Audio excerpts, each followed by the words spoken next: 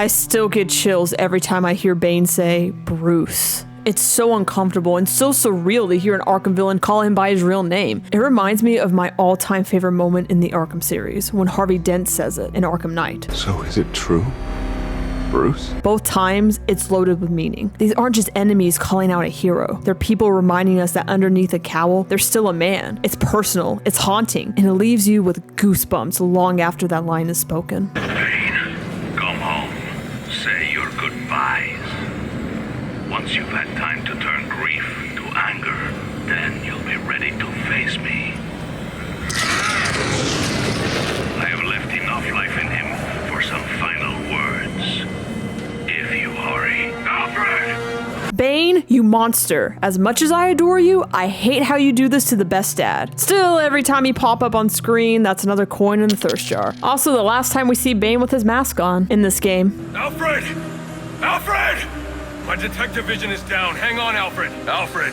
The way he screams Alfred's name, that panic mixed with fear and sadness, is just perfect. You feel every ounce of Bruce's desperation in that one cry. Seriously, how did Roger never get an award for this performance? It's one of those moments that stay with you long after the credits roll. I'm so excited to see what he brings in Arkham Shadows. If he delivers that kind of raw emotion before, I can only imagine what's waiting for us in the next chapter. No. Yo, holy shit, he dead! Alfred, you can't. Don't add me to the weight you carry. Sir, if you're ever feeling lonely, Cinnamon owes me a favor.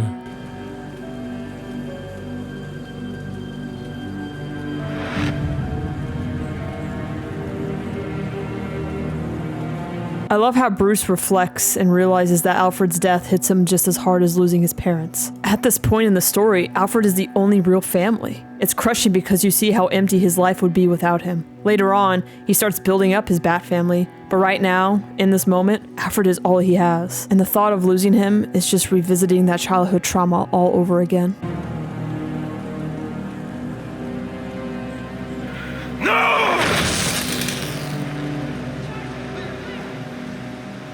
What a great callback to that little scene at the halfway point. At first it feels like a casual throwaway moment, but then it comes back in such a powerful way. It's extremely clever writing, and it shows how inspiration can come from anywhere. Not just for creativity's sake, but for survival. What seems like a small detail ends up becoming a life-saving purpose. And that's the kind of layered storytelling that makes this Arkham game so special. I know I haven't always been supportive of what you do, but I understand now. Go. They need you out there. I love how Alfred is barely hanging on, and yet he still tries to comfort Bruce. He tells him he finally understands why he became Batman. The first time I played this, I thought it was a little odd, like Alfred just randomly comes to terms with it after that earlier fight. But the more I thought about it, the more it made sense. It was the words Bruce said earlier in the fight, the people he saved on the bridge, and of course the fact that Batman just saved his life. All that came together at that moment and finally clicked for Alfred. It's such a powerful payoff to their earlier conflict. I can't defend Gotham. I can't even defend my own home. Okay, this is a minor nitpick, but I feel like Bruce should have had at least a bruise or some blood on his face. I mean, after the night he just had, it's kind of hard to believe he still looks this good. A little roughness would have sold me. Add even more weight to everything he went through this Christmas Eve. Master Bruce. Multiple casualties reported. Code 10. Repeat, code 10. Any available unit. Repeat, any available unit. Please respond.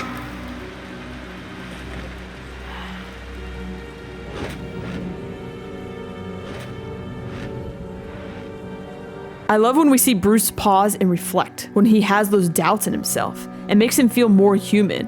It's a reminder that even someone as larger than life as Batman still carries the same weight and struggles we all do. Everyone has issues, everyone has doubts, and seeing Bruce wrestle with his own makes his character hit that much harder. Now is not the time for doubt. I can't do it. I can't stop them. No, you can't. Not on your own. But it's high time you realize that you are a man, not an island. And a man's strength comes not from just brawn and intelligence, but also from his allies. 1 alert. The Joker has escaped from his cell and is leading the riots at Blackgate. Repeat, the Joker has taken over the entire prison. Multiple casualties, multiple hostages. Again, we have lost Blackgate. Captain Gordon is calling on anyone for assistance. They need you. No. They need us. Woo! I get so hyped every time I watch this scene. I freaking love Alfred. Once again, this speech aligns perfectly with the incredible writing in this game. Alfred literally dies for a few moments, and the second he's back up, he's already putting Bruce first, just like a parent would. He puts Bruce's needs before his own and gives him that motivational push he needs. That speech is what finally breaks down Bruce's wall and gets him to realize it's okay to ask for help. And then the callback to the line, "No man is an island," from the very beginning, absolute genius. That's peak writing. I love when games and movies do this because it makes the whole story feel so narratively cohesive. What makes it even better is the balance. The last time we saw Bruce and Alfred, they were at each other's throats. Now they're on equal terms, stronger than before. That shift in their relationship makes this final chapter hit so much harder. And hey, just like Alfred says, no man is an island. So take his advice and hit that subscribe button. Help me reach 10,000 subs before the end of this year. I really appreciate the support. Like Hugo Strange once wrote, I will end it where it all begins. And that's exactly what happens here in Blackgate. We started the game in this place, and now it all comes full circle to end here. Enough screwing around. Kill him, and let's get out of here. Where's the fun in that? I got a score to settle with this one. Well, we all got scores to settle, but it ain't worth getting caught on. Yeah. Put him out of that misery. Pull that trigger, it's life in prison. What do you think I was serving, jackass? That ain't gonna intimidate us. You gonna pull the trigger or what? Just thinking of how to make their last moments as bad as they made life for us. I forget sometimes just how goofy and funny the henchmen can be in these games. They crack jokes, they make you laugh, but then you remember, these are still criminals. At the end of the day, they've done some terrible stuff. That mix of humor and danger is what makes them feel so authentic to the Arkham world. Thanks for... I could use your help. Captain Gordon's on his way. Secure the gates for him, then help him lock this place down. The Joker cannot be allowed out of here. Yes, sir. We're on it. Prison Officer 47 to Captain James Gordon. What is your ETA at Blackgate? About 5 minutes. You getting those gates open? Be ready by the time you're here. I heard about what you've accomplished tonight, and what you've been through. You need anything else, we're here for you. Good. We're both after the same thing. Let's get it done. It's not true. The things they say about you. I had no idea. I love how we see Batman actually asking for help here, taking to heart everything he's learned, and at the same time, the policemen are realizing that this vigilante is on their side. It's a turning point for both of them. Bruce learns he doesn't have to carry the weight alone, and the Gotham officers start to see him as an ally rather than just a masked threat. I've been listening to the reports coming out of Blackgate. Everything okay? I should be asking you that. How are you feeling? Well, it's not every day that one's heart must be crudely resuscitated by defibrillation, but I must say I feel remarkably well, considering. Good to hear. Any arrhythmia, let me know immediately. Of course. But honestly, Bruce, I do think you have bigger things to worry about right now. Y'all, I can't. Alfred is just the most amazing father figure in Bruce's life. So selfless and honestly downright adorable in the way he's always checking up on Bruce. And now, seeing Bruce turn around and make sure Alfred is doing okay too, I love this dialogue so much. It's so wholesome, it's heartfelt, and it perfectly shows the bond between them. I always like this little detail. When the pipes are clogged, the pressure makes them pop out somewhere else. It's me again with a little Christmas reminder. If you all want to get out of here alive tonight, what are you going to do? Bring the bat! Very good. And how do I want this stocking stuffer delivered? Alive or dead? Alive! That's right! What good little elves you all are. Santa's going to have a nice surprise for you when he gets what he wants. Some of you might remember that 3 hours ago I was asking for that bat's severed head in a dainty little gift bag. Well, I don't want you thinking I'm capricious or anything. It's just that a lot's changed in my life recently. I'd love to tell you all about it, but I don't quite understand it myself. So let's just chalk it up as a Christmas miracle. I find it so fascinating that Joker doesn't even fully understand himself, that deep down, he wanted to keep Batman alive. And at the start, he isn't quite that fully obsessed Joker we know yet. He's reckless, doing things he normally wouldn't, just to provoke a reaction out of Batman. Before Batman shows up, he didn't really have much to live for. He probably would have you-know-what himself without a second thought. But the second Batman stops him, everything changes. Suddenly, Joker has a new purpose. And that spark becomes the obsession that defines their entire relationship. Game I like to call Kill or Be Killed. Here's how it works. You kill Batman, or I kill you. She's telling the Got truth. it? They'd never give the codes to an intern. Shut your face, Pops, or I'll shut it for you, permanently. Just kill me and get it over with. Think I'll make you suffer first. This whole city's going on a crash. It's a little hard to catch because Joker is talking over them, but one of the hostages says that they never give the codes to the interns. I'm not sure if that's fully true or if that guard was just saying that to save Harley's life. Either way, it's kind of messed up because later Harley just shrugs it off and says, just kill me and get it over with. Something is clearly already off with Harley here, and I can't wait to see how this plays out in Arkham Shadows. So who feels like singing a Christmas carol, huh? Anyone? No? I have nothing to add here, I just love this line, especially knowing that later we hear him singing during the credits. Are you okay? What's it to you? You were almost killed. Occupational hazard. Look, I know why you're here. He's in the Panopticon, and he's waiting for you. It's really interesting to see the hints of remorse in Harley this early on. She walks and talks like she's tough, but you can tell it's partly an act. In a way, she almost feels jealous of Batman, especially when she says, Joker's waiting for you. It's subtle, but really smart buildup for her character writing in the future games. Also, I went back to check if she was wearing that mistletoe in the earlier scene. I think she was, it's just hard to spot. Makes me wonder if Joker gave it to her, since later on he mentions he's got mistletoe to hang. They really need to boost security in this place. I mean, twice in one day? Stay here where it's safe. The police will be here soon. Okay, please, stop the Joker. You're the only one who can. Ooh, I really like that line. It's one of the first hopeful bits of praise we hear from the guards. After all the doubts and fears surrounding Batman up to this point, hearing even a small sign of respect feels huge. It's a turning point that shows Gotham starting to see him differently. Nice little detail, the security screens actually change often on each monitor, and they're completely unbreakable, just like Roman's was. Where is my little bat gone? Oh, where can he be? His cowl, his scowl, his temper so foul. I hope that he's coming for me. That's legit a banger. Almost as good as Jingle Bells, Batman Smells. Apparently the Joker's afraid of me. Wouldn't let me out. And for good reason. I don't like having my time wasted. You should have known trying to kill me was a waste of your time. Well, you won't have to worry about that anymore. Not unless someone else puts up 50 million bucks. I wasn't. I've always liked how Deathstroke was only in it for the money. Not for the fame, not for bragging rights about being the one who killed the Bat. Just pure greed. And honestly, that's perfectly in line with his character. As much as I enjoy this scene, I do wish they had done it for all the assassins we captured. Imagine Copperhead or Firefly having their own unique dialogue here. It feels a little odd that Deathstroke is the only one who gets this treatment. I know they eventually add more touches like this in Arkham Knight, but it would have been such a fun detail here, showing how far we have come since the beginning of the story. I had no idea you could actually throw the glue grenades at the big henchmen. I always thought they were immune or just too big for it to work. But hey, don't knock it until you try it, as they say. It's a small thing, but finding out mechanics like this so late always makes this game feel fresh again. Just a few more steps until you witness what I have in store for you. That your spine is just tingling with anticipation.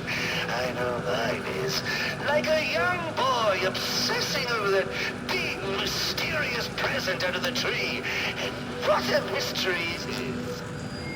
You may not realize this, but you really opened my eyes. Here I thought it was hitting level 10, the tippity top of the fun scale. Slaughtering gangsters, killing cops, exploding buildings. But now I know that the scale goes beyond 10, way beyond how much is anyone's guess, but together, you and me, we are going to push it as far as it will go.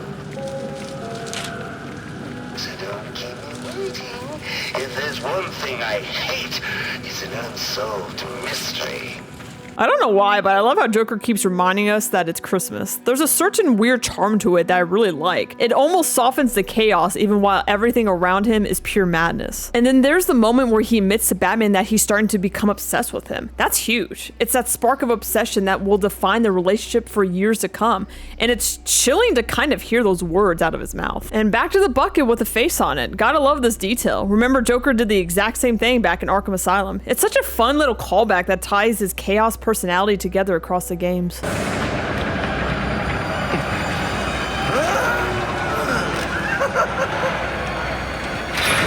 him go. I understand you. You had a chance to let me die, and you didn't take it. I bet right now you're wishing you had. I've killed a lot of people. I brought the city to its knees, crippled the police force, and it's not even time to unwrap our presents. Okay, this has always bothered me. Why is Joker looking off to the right here instead of straight down where Batman is? It almost feels like he's reading his lines for the first part, then after the cutaway, when it comes back to Joker, he's suddenly looking in the right direction. It's just a very odd mistake, and it's one of those things you can't unsee it once you know it's there, so I apologize that you can't unsee it now. And meanwhile, Warden Joseph, he's just done. This man has had a bad night and is absolutely not having any of it.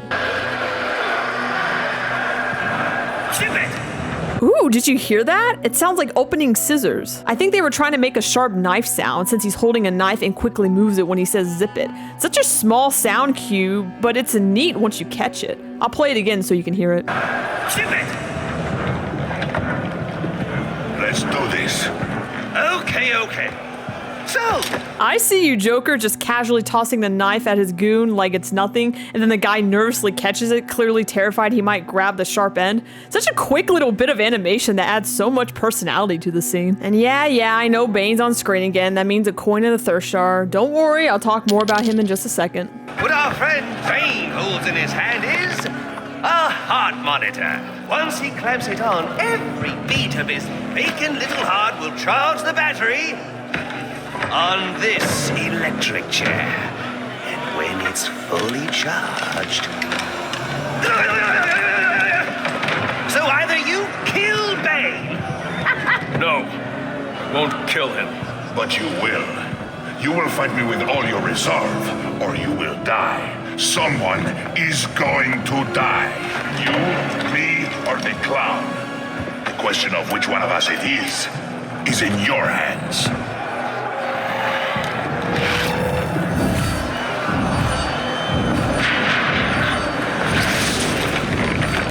I find it engrossing that they just don't want Batman dead. They want him to kill someone. They're trying to break his morals almost as much as they're trying to break his body. It's like they want to hollow him out, turn him into an empty shell, and maybe even mold him into a villain like themselves. That idea doesn't get talked about enough, and it's such a chilling layer to the story. And on top of that, what a creative way to charge up the chair. That's some serious outside of the box thinking, and it perfectly fits these two characters with such different attributes working together. It honestly feels like something straight out of the comics or a movie. I just love it. One thing I will say I don't like about the scene is Bane's mask. It's just off. Which makes sense because animating his mask ripping apart when he injects the TN1 would probably be super difficult and time consuming, but part of me really wishes we had seen that. It could have been symbolic, a visual way of showing him losing control. Instead, he just kind of pops out like, what's good, and it feels random. Way less effective for an otherwise powerful scene. That said, I do like the scars on his face. They give off the vibe of his old comic look, almost like a nod to his past.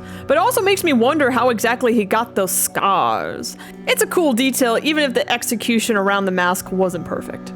A compassionate man would be home, mourning the loss of his servant and lifelong companion right now. Yet here you are. Ha! Damn, Bane just knows exactly what to say to shake Bruce up, especially since he thinks Alfred is dead. Part of me kind of wishes Bruce said something, but I get why he didn't. He probably didn't want to risk giving Bane a lead-in to shout out his identity during this fight. Still, it's so interesting we're fighting a villain who actually knows who he is. That makes this battle feel so much higher stakes than others. It's not just Batman versus Bane, it's Bruce Wayne versus someone who knows his deepest secret. Not much to say about this fight, it's basically the exact same encounter we had with Bane in the hotel. I'll save most of my thoughts for when we get to that fight, since that's the one that really stands out.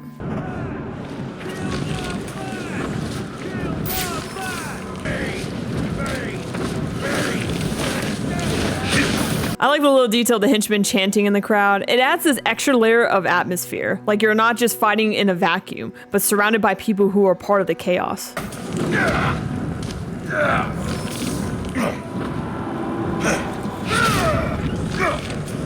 This moment is clearly calling back to the iconic Nightfall breaking of the bat. And why I love the reference, let's be real, there's no way anyone's getting up after that. I know he's Batman, but still, it stretches believability a little too far. A more realistic touch here would have made that moment hit even harder, instead of feeling a bit ridiculous.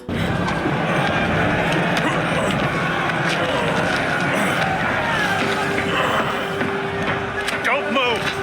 Maybe you shouldn't move. Yeah, go Gordon! Also, I can't help but notice, I guess the goon on the right got tired of holding the knife because now the other guy is carrying it in the scene.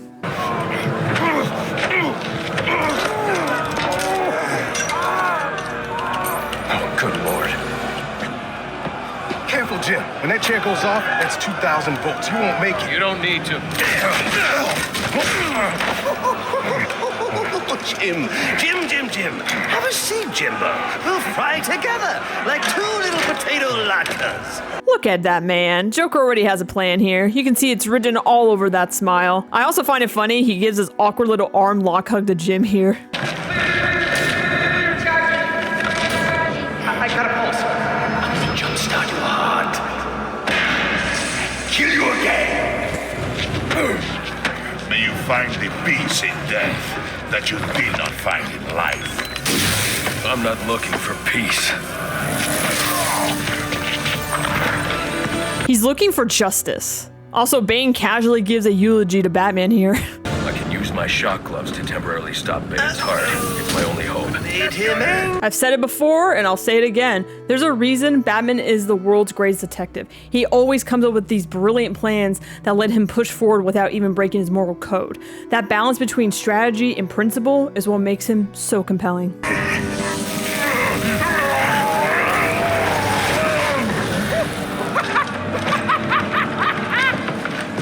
I love this disgusted look Gordon gives to Joker here. He did it!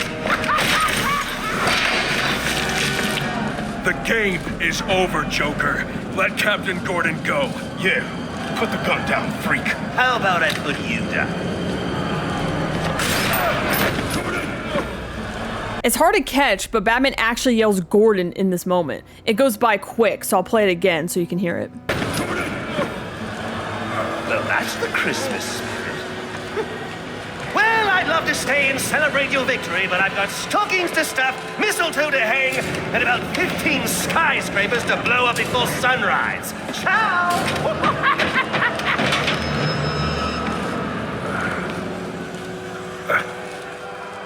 Thank God you had your vest on.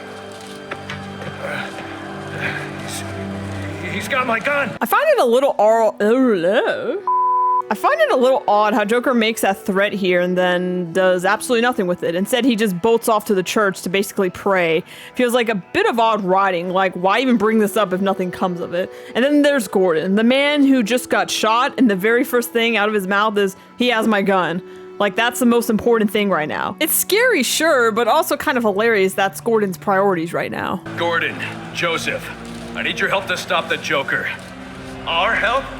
You're the so-called vigilante. Or is one kill enough for you tonight? Bane's in cardiopulmonary arrest. I have only minutes to resuscitate him before it's too late. You mean you didn't? That's not how I do things. Now go. I kind of like how Batman just gives him a direct answer here instead of correcting him outright. I mean, he does say, "That's not how I do things," but you know what I mean. It's more of an honest response than a lecture. Yo, holy Holy shit, he dead! I love how they literally copied Alfred's dead pose and just pasted onto Bane. Like, they couldn't tweak it at all. Maybe move his arm down a little, like it was in the cutscene for continuity purposes. No? Okay.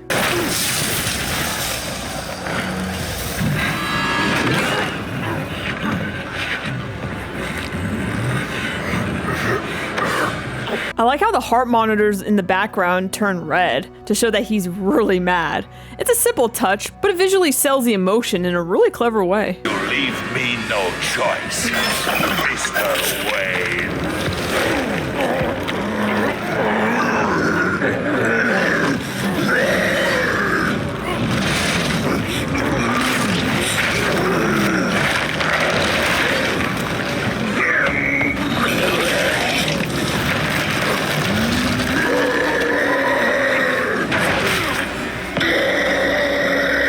I do appreciate that Bane doesn't do his big upchuck on Batman here. Instead, he just lets out a massive roar on him, which, let's be honest, his breath cannot smell good after everything he's been through. And with that, we officially reached the part where I no longer adore Bane. It was nice when it lasted. Alfred, what do we know about TN1, the compound I found in Bane's lab? I'll start looking into it now, sir. Master Bruce, if you can't defeat Bane within 10 minutes, the TN1 he just injected will reach its full potency, and he'll take you out in one hit. What a great idea to incorporate one of the best boss fights in the series into this game, but in a totally different way. Having to quietly take Bane out on a time limit feels so organic, and even though it's different from Freeze, it still works really well here. The added stress of Alfred yelling in your ear that there's not much time left, that always gets me on edge every time I play this. I really like the little animation touches here, like when Bane gets mad and punches the wall, and after you land the first hit on him, he actually starts walking faster, which makes things a little bit more difficult. And also on the heart scan, it says he's crazed. I like the little double take from Bruce here. Okay, there's no way he should be standing now. At this point, this man clearly has internal bleeding going on.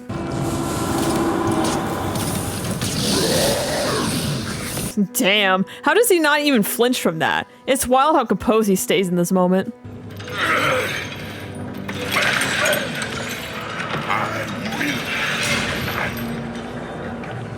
Must find Batman. Good luck with that. Can't Bane just break out of this pretty easily? Part of me finds it hard to believe he just lets this happen, but then again, with all the electricity frying his nerves, I guess I can buy it. It works well enough for the scene, even if it feels a little convenient. Master Bruce, can you hear me? Yes, and thank you for the help with Bane. I trust he's down for good this time. He's secure, and it appears the TN1 Bane took damaged his memory permanently. Does that mean he won't be revealing your identity? Looks that way. Glad to hear it, sir. And the Joker? He's still on the loose, but not for long. Once again, with the really clever writing, how they bring the brain damage full circle here, it ties the loose ends back into the story so nicely, making it feel intentional and complete rather than something just left hanging. Where's Gordon? Sniper! Would you locals back for more? I've had enough of you for one night. Not yet, you haven't. Son of a bitch! Screw this! Want the Joker? Kind of random for Croc to come back here just to run away. The scene has always felt a little off to me. Like it was mostly an excuse to squeeze him back in. I guess it also gives Gordon his big moment to save Batman, but still, it never fully lands for me. Help me keep these guys off the warden. I do find it a little cheesy to have Gordon and Batman fighting side by side here, but I'll admit, it's still pretty cool. It really cements their bonding relationship and shows how far they have come in the game. And I love how Gordon just takes down two of the ninja guys in one hit. Like, okay, Gordon, I see you. How come it all ended in a church? Oh, that's... it's so... What a night! Fresh off the kill and back for more, eh? I mentioned this back in part 5, but this is the same position Batman held Joker before, only this time the rules are reversed. Batman has the upper hand instead of Joker. Now that's not funny. I love how Joker immediately switches his emotions the second Batman says that. The facial expressions in this game are always on point with Joker. All this rage, all directed at me, and for what? You know, if you'd actually let me finish a sentence, you might learn something! You might learn that we're not so different. You might learn something about yourself! You need to learn to shut up. Funny thing is, Batman actually lets Joker finish that first sentence, but then he cuts him off in the very next one. See, Bruce can be funny too. Also, I didn't get this on footage, but if you do just stand there and don't do anything, Joker will eventually shoot you. Is all this for you, or for me? You must know that I'm a lost cause. Oh, but there's still hope for you. Yes. Oh, I've got great hopes for you. So come on, do stop now! What are you waiting for? I'm waiting for him to do his little dance. Kick some badass. Get down tonight. He actually does this, or should I say Clayface does it in Arkham City. I guess it's a kind of his way of warming up before a fight. A neat little behavioral detail that ties the games together. You know you want it. I know you want it. So just do it already! It's better than any therapy session, ain't it, Bats? The senseless beating? You're not playing along, Batman! I'm tossing a coin in the thirst jar for this one because Joker seriously sounds like he's writing the prologue to 50 Shades of Gotham over here. You just can't get it through your thick scalp. Ugh. We both exist because of them! Give up! You've lost! Because of them. I find that line so interesting because it's kind of open to interpretation. Who exactly is them? The most common answer is Joker talking about the criminals and the people of Gotham, the city itself. In a way, society shaped both of them, twisting them into what they are now. It's a simple line, but it carries a lot of weight behind it. It feels so good to finally beat down Joker here. You don't really get this opportunity in the other Arkham games. I mean, technically in the Asylum you do, but that was with him juiced up on Titan. It's not the same. Here it's raw, and it hits so much harder. And I've got to give a huge credit to Troy Baker and Roger Craig Smith again. Their vocal deliveries in this final scene is just phenomenal. They sell the emotion and the tension so perfectly. It's what makes this ending land as powerful as it does. That's why you do it, isn't it? You like the way it feels. It's what you need.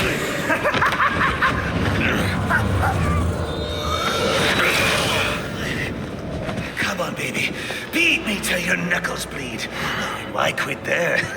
You know there's only one way to stop me.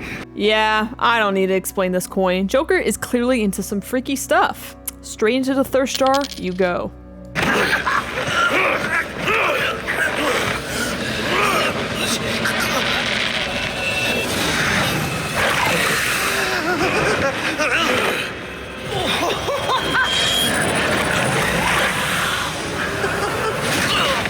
Holy shit, he dead! I really like how we get to see what Joker sees of Batman in this last scene. Joker's completely unhinged, mentally disturbed, and this is how he views Batman, this ultimate nightmare, a criminal's worst fear.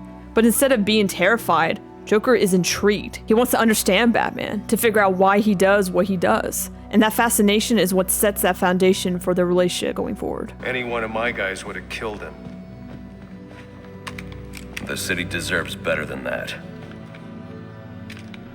You know, my daughter thinks you're a hero. But I still have to bring you in. I love Batman's face right here. Probably one of the best in the whole game. He hands back the gun that Gordon was so worried about, and he immediately turns it on him. Yeah, I'll make that face too. He is so pissed and frustrated. It's just chef's kiss. Perfect. I'm in the chapel. We got the Joker. Son of a bitch. You caught him. Then how did you do that? I had some help. I keep asking myself why I didn't bring him in. And I now know the truth is I let him go because of you. Because you believe in him. I don't know. They put me in charge of a station full of rotten cops. And I can't change them.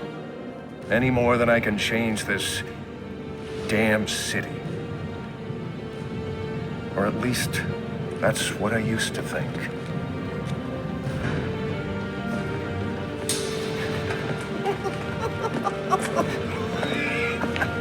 Stopped his heart. That is funny. Good one, Bats. Oh, this is going to be fun.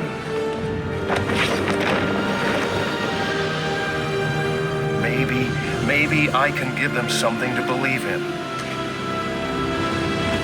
Maybe he can give them something to believe in. Such a great ending scene to an amazing game. I really love how we see Gordon tell Barbara that she's the one who convinced him to let Batman go.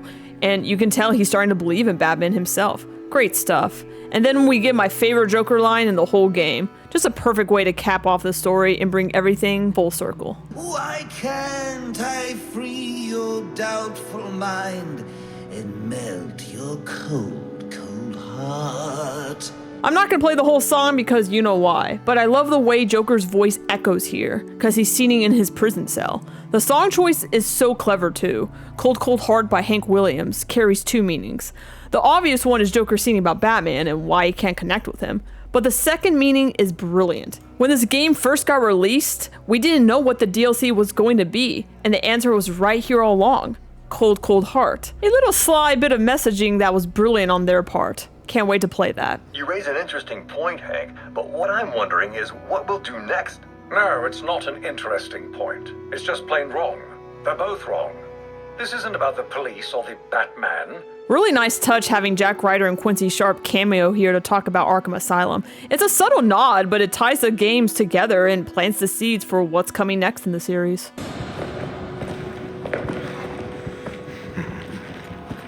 Figured you'd be by. Sooner or later.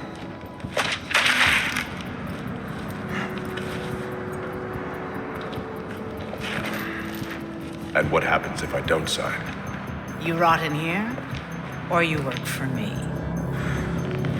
Just don't. I know it's for the movie tie-in, but it reminds me of something else. I don't want to even go there. What I did notice though is them carrying his equipment here, and the paperwork literally says Suicide Squad. Nice little detail I never caught before. Been a long night, Alfred. Why don't you turn in? Wouldn't dream of it, sir. Not until you're back safe and sound. Well, if you're sure you're up for it, I've got a few loose ends to tie up out here, and I could use your help. You can count on it. And when you get home, we can finally have that Christmas dinner I've been keeping warm for you for our breakfast. I love Alfred's priorities here. He still has his mind on that Christmas feast he's prepared. Even after everything that just happened, he's making sure dinner is still on the table. Classic Alfred. So that was Arkham Origins, the unloved middle child of the Arkham series that's still pretty divisive in the community, even 12 years later. Personally, I think this is by far the strongest story and the best character building in the entire series. Granted, I haven't played Arkham Shadows yet, but that's up next. There's way too much unnecessary hate towards this game. To me, it's one of the most significant stories in Batman's career, and it still leaves a lasting impact on his life. I will say, during this playthrough, I honestly was shocked by how many bugs and continuity slips I ran into. After a while, it did start to get a bit annoying. It took me out of the experience here and there, but even with that, I can look past it, because the story and characters are some of the absolute best in the series. Why this isn't my favorite in the Arkham games, it's very close. Arkham Knight still holds the top spot for me, but honestly, only because of a couple scenes that I hold especially dear. Regardless, I truly love Origins, and I'm so glad it's finally starting to get the praise it deserves today. And we're not done yet. We still have more to cover in this game. The side missions, the audio tapes, and of course, my favorite DLC in the whole series. What's your favorite part in Arkham Origins? Let me know down in the comments. And if you enjoyed this video, don't forget to hit that like button. And if you want to stay even more involved with the community, I post regularly on the community tab about news on Batman media, fun polls, behind the scenes, and so much more. So make sure you click that ding ding ding dong bell notification so you don't miss out. Also, why not subscribe and join our Bat family? Us nerds need to stick together. Thank you so much for watching, and I'll see you soon. Stay tuned.